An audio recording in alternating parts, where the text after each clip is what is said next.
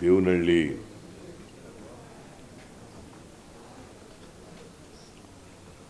ತಾಲೂಕು ಚನ್ನರಾಯಪಟ್ಟಣ ಹೋಬಳಿ ಅಲ್ಲಿ ಕೈಗಾರಿಕಾ ಅಭಿವೃದ್ಧಿಗೆ ಜಮೀನನ್ನು ಸ್ವಾಧೀನಪಡಿಸಿಕೊಳ್ಳಲಿಕ್ಕೆ ನೋಟಿಫಿಕೇಶನ್ ಇಶ್ಯೂ ಮಾಡಿತ್ತು. ಪ್ರಿಲಿಮಿನರಿ ನೋಟಿಫಿಕೇಷನ್ನು ಮತ್ತು ಫೈನಲ್ ನೋಟಿಫಿಕೇಷನ್ ಎರಡನ್ನೂ ಕೂಡ ಇಶ್ಯೂ ಮಾಡಿದ್ದು.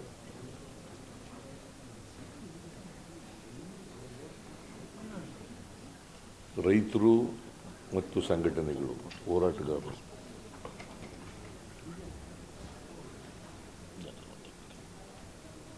ನಾವು ಜಮೀನು ಕೊಡಲಿಕ್ಕಾಗಲ್ಲ. ಕಾರಣ ಯಾಕಪ್ಪ ಅಂತಂದರೆ ಆ ಜಮೀನುಗಳಲ್ಲಿ ನಾವು ವ್ಯವಸಾಯ ಮಾಡ್ತಾ ಇದ್ದೀವಿ.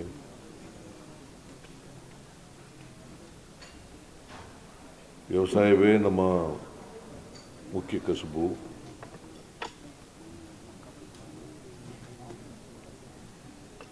ಮತ್ತು ಅವೇ ನಮ್ಮ ಜೀವನ ಆಧಾರ ಆಗಿರ್ತಕ್ಕಂಥದ್ದು. ಮತ್ತು ಬೆಂಗಳೂರಿಗೆ ಸಮೀಪ ಇರೋದ್ರಿಂದ, ಏರ್ಪೋರ್ಟ್ಗೆ ಸಮೀಪ ಇರೋದ್ರಿಂದ, ಮತ್ತು ಗ್ರೀನ್ ಬೆಲ್ಟ್ನಲ್ಲಿರೋದ್ರಿಂದ ಅವುಗಳನ್ನು ಸ್ವಾಧೀನಪಡಿಸ್ಕೊಳ್ಳೋಕೆ ಹೋಗಬೇಡಿ ಅಂಥೇಳಿ ಅವರು ವಿರೋಧವನ್ನು ವ್ಯಕ್ತಪಡಿಸಿದರು, ಪ್ರತಿಭಟನೆಯನ್ನು ಕೂಡ ಮಾಡಿದರು. ಸರ್ಕಾರ ಅವ್ರ ಜೊತೆಯಲ್ಲಿ 5-6 ಸಭೆಗಳನ್ನು ಮಾಡಿದೆ. ರೈತರ ಜೊತೆ ಮಾಡಿದೆ, ಹೋರಾಟಗಾರರ ಜೊತೆ ಎಲ್ಲ ಸಭೆಗಳನ್ನು ಮಾಡಿದೆ. ಅವರ ಅಹವಾಲುಗಳನ್ನು ಕೇಳಿದ್ದೀವಿ, ಸರ್ಕಾರದ ಅಹವಾಲನ್ನು ಕೇಳಿದ್ದೀವಿ, ರೈತರ ಅಹವಾಲನ್ನು ಕೇಳಿದ್ದೀವಿ, ಹೋರಾಟಗಾರರ ಅಹವಾಲನ್ನು ಕೇಳಿದ್ದೀವಿ. ಅಲ್ಲಿ ಜನಪ್ರತಿನಿಧಿಯಾದಂಥ KH ಮುನಿಯಪ್ಪನವರ ಅಭಿಪ್ರಾಯವನ್ನು ಕೂಡ ಪಡ್ಕೊಂಡಿದ್ದೀವಿ.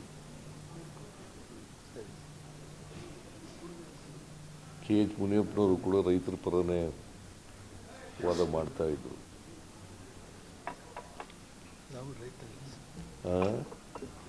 ಎಲ್ಲರೂ ರೈತರೇ, ಮೂಲತಃ ರೈತರೇ, ಆಮೇಲೆ ಬೇರೆ ಬೇರೆ ಆಗಿರೋದು. ಈಗ ರಾಜಕಾರಣಿ ನೀವು, ಈಗ ಯಾವ ಹೊಲ ಹುಟ್ಟಿದೀನಿ, ನೇಗಿಲು ಕಟ್ಟಕ್ಕೆ ಬರ್ತದೋ ಇಲ್ಲೋ ಗೊತ್ತಿಲ್ಲ ನಿಮಗೆ.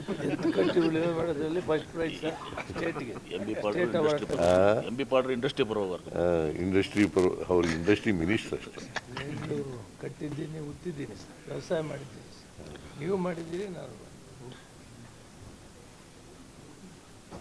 ಈಗ ಬಿಡಿ ಇವೆಲ್ಲ, ಈಗ ಚರ್ಚೆ ಮಾಡೋದು. ರೈತರು ಹೋರಾಟದಲ್ಲಿ ಎಲ್ಲ ಪ್ರಗತಿಪರ ಸಂಘಟನೆಗಳೆಲ್ಲ ಭಾಗಿಯಾಗಿದ್ದವು, ಹೋರಾಟಗಾರರೆಲ್ಲ ಭಾಗವಹಿಸಿದರು. ರೈತ ಸಂಘದವರು, ಕಮ್ಯುನಿಸ್ಟ್ ಪಾರ್ಟಿಯವರು, ಸಾಹಿತಿಗಳು, ಆಮೇಲೆ ಕಲಾವಿದರು, ರೈತ ಸಂಘಟನೆಗಳು,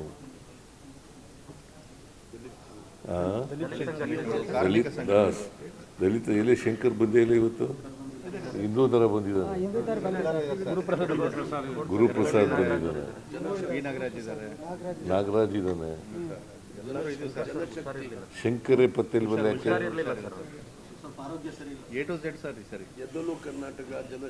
ಆಮೇಲೆ ಎದ್ದೇಳು ಕರ್ನಾಟಕ ಜನಶಕ್ತಿ. ಭಾಳ ಈ ಸಾರಿ ಇದು ಒಂದು ವಿಶಿಷ್ಟವಾದಂಥ ಹೋರಾಟ,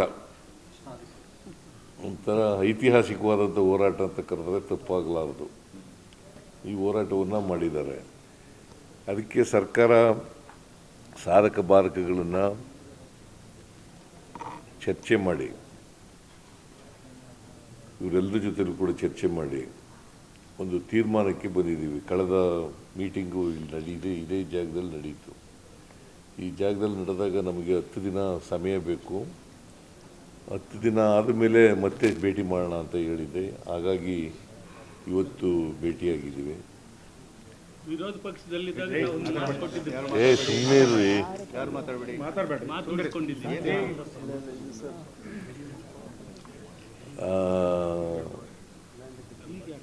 1777 ಎಕರೆ 1777 ಎಕರೆ ಅದು ಅಂತಿಮ ಅಧಿಸೂಚನೆ ಆಗಿರ್ತಕ್ಕಂಥ ಲೆಕ್ಕ.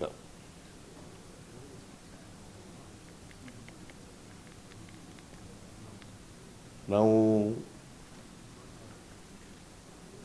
ಈ ಜಮೀನನ್ನು ಸಂಪೂರ್ಣವಾಗಿ 1777 ಎಕರೆ ಜಮೀನನ್ನು ಅದಕ್ಕೆ ನೋಟಿಫಿಕೇಷನ್ ಏನು ಹೊರಡಿಸಿದ್ದು, ಅಂತಿಮ ನೋಟಿಫಿಕೇಷನ್ ಏನು ಹೊರಡಿಸಿದ್ದು ಸ್ವಾಧೀನಕ್ಕೆ, ಅದನ್ನು ಸಂಪೂರ್ಣವಾಗಿ ಕೈ ಬಿಟ್ಟಿದ್ದೇವೆ.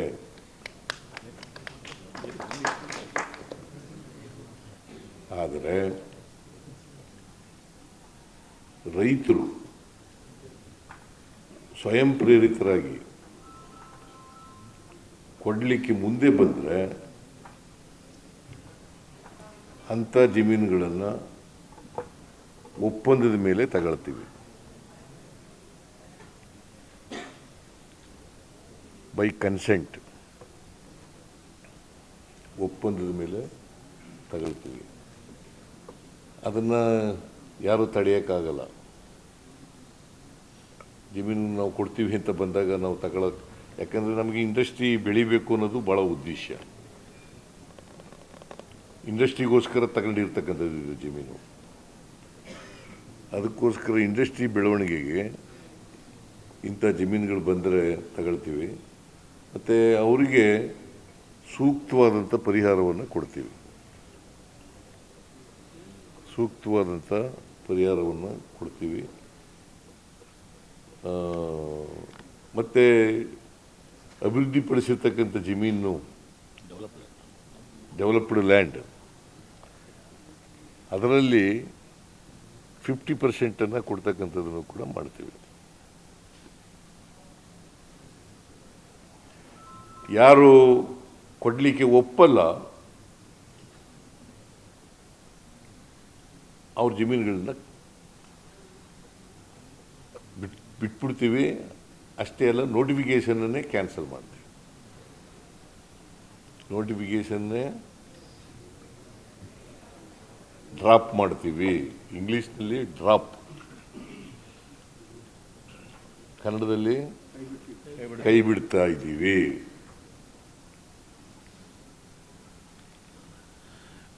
ಸೊ ಇದು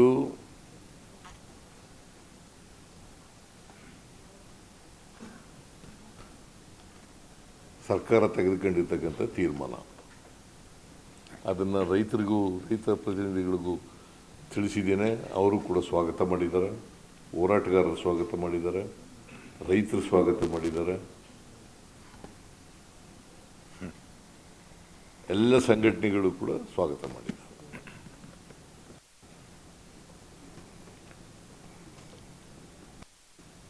ಇನ್ನೇನಾದ್ರು ಹೇಳ್ಬೇಕು? ಸಾಕಲ್ಲ? ಸ್ಟೇಟ್ಮೆಂಟ್ ಓದಾಗಿ ಹೇಳ್ಬಿಡಿ. ರೈತರು ಒಳ್ಳೇದಾಗಿದೆ. ಏಯ್ ನೋಡ್ರಿ, ಹೇಳ್ಬಿಡಿ ಸರ್, ಸ್ಟೇಟ್ಮೆಂಟ್ ಪುನಃ ನೀವು ಕೇಳಿಸ್ಕೊಳ್ಳೇ ಇಲ್ಲ ನಾನು ಹೇಳೋದನ್ನ. ಅಂತ ಯಾರು ವಾಲಂಟಿಯರ್ ಬರ್ತಾರೆ ಅವ್ರ ಜಮೀನುಗಳು ತಗೋತೀವಿ. Both the notification has been dropped. The notification entirely is dropped. Those who want to give lands to the government for the development of the industry, we will take such lands With consent. with consent. ಇದಕ್ಕೆ ಮಾತ್ರ ಸೀಮಿತವಾಗಿ, ದೇವನಹಳ್ಳಿಗೆ ಮಾತ್ರ ಸೀಮಿತವಾಗಿ, ದೇವನಹಳ್ಳಿಗೆ ಮಾತ್ರ ನೋಟಿಫಿಕೇಶನ್ಗೆ ಸೀಮಿತವಾಗಿ.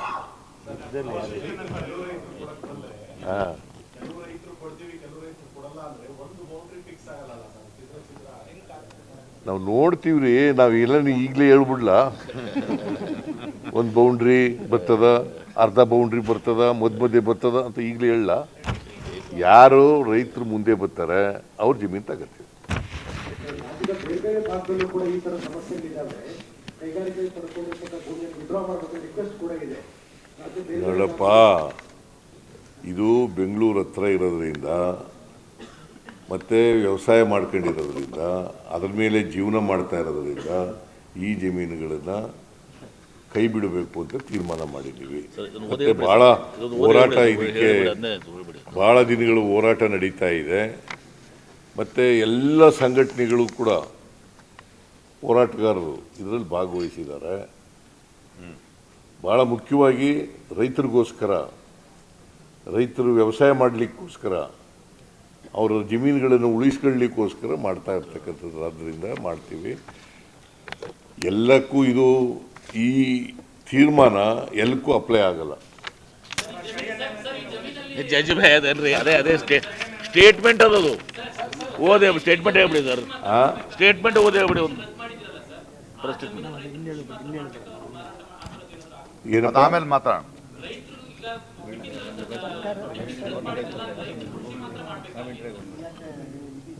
ಏನು ಅವ್ರು ಕೇಳ್ತಾ ಇರೋದೇ ಕೃಷಿ ಮಾಡೋಕ್ಕಲ್ವಾ?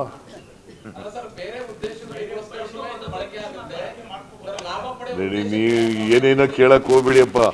ಈಗ ನಾವು ಡ್ರಾಪ್ ಮಾಡಿದ್ದೀವಿ. ರೈತರು ವ್ಯವಸಾಯ ಮಾಡಬೇಕು ಅಂತ ಹೇಳಿದ್ದಾರೆ. ಅವ್ರು ವ್ಯವಸಾಯ ಮಾಡ್ತಕ್ಕಂಥ ಕೆಲಸ ನೋಡಪ್ಪ. ನಾನು ಇಲ್ಲಿ ಒಂದು ರಿಟರ್ನ್ ಸ್ಟೇಟ್ಮೆಂಟ್ ಇದೆ. ಭೂ ಮಾಲೀಕರು ಸ್ವಯಂ ಪ್ರೇರಣೆಯಿಂದ ಮುಂದೆ ಬಂದಲ್ಲಿ ಹೆಚ್ಚಿನ ಹಣಕಾಸಿನ ಪರಿಹಾರ ಅಥವಾ ಹೆಚ್ಚಿನ ವಿಸ್ತೀರ್ಣದ ಅಭಿವೃದ್ಧಿಪಡಿಸಿದ ನಿವೇಶನವನ್ನು ನೀಡಲಾಗುವುದು. ಈ ರೀತಿ ಹೆಚ್ಚಿನ ಪರಿಹಾರ ಅಥವಾ ಅಭಿವೃದ್ಧಿಪಡಿಸಿದ ನಿವೇಶನವನ್ನು ಪಡೆಯಲು ಒಪ್ಪದ, ಪ್ಲೀಸ್ ಅಂಡರ್ಲೈನ್, ಒಪ್ಪದ ರೈತರ ಜಮೀನುಗಳನ್ನು ಕೃಷಿ ಭೂಮಿಯಾಗಿಯೇ ಮುಂದುವರಿಸಲಾಗುವುದು. ಆಲ್ರೆಡಿ ಇದೆ ರೀ. ಸುಮ್ಮನೆ ಅನ್ನೆಸರಿ ನೋಡಪ್ಪ, ಇಲ್ಲೇನೆಲ್ಲ ಕೇಳಕ್ ಸುಮ್ಮನೆ ಎಲ್ಲ ಕೇಳೋದು ಏನ್ ಮಾಡೋದು?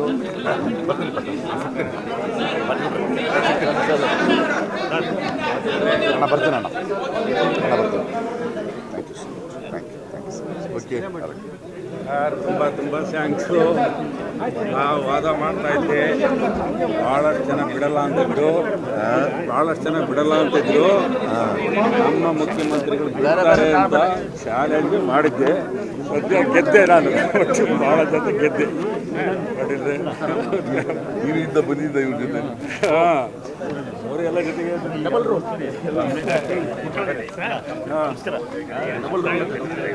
ಏನೇನು